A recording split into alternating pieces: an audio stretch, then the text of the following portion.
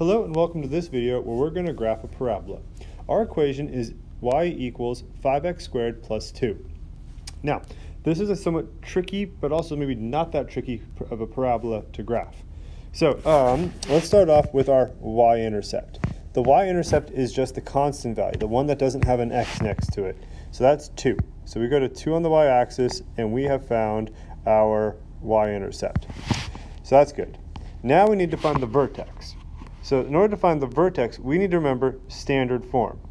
ax squared plus bx plus c. Now here's the catch. This one doesn't have a bx. And what that means is that our vertex is, or when we go to find the vertex, it's going to be negative b over 2a. Well, if there's no b, that means that b actually equals 0. 0 divided by anything, 2a, is just going to be 0. So this point is also our vertex. And so we can evaluate the equation when x is equal to 0. And when we do that, that's the lowest point. So we don't need to do anything else. We found the vertex. But here's the problem. This parabola, oops, let's switch over, is going to be going up like this. And our x-axis is down there.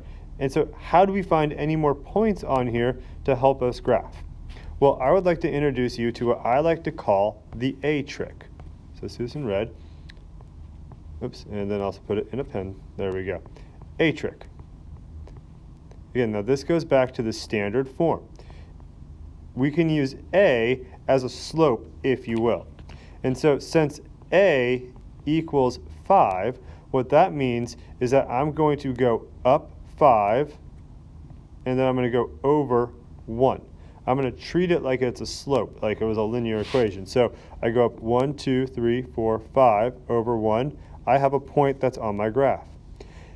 I can then mirror it because this is right here we went through the axis of symmetry. So we went 1 point away from our axis that way. We'll go 1 point away from the axis over here. And we now have 3 points that we can work with.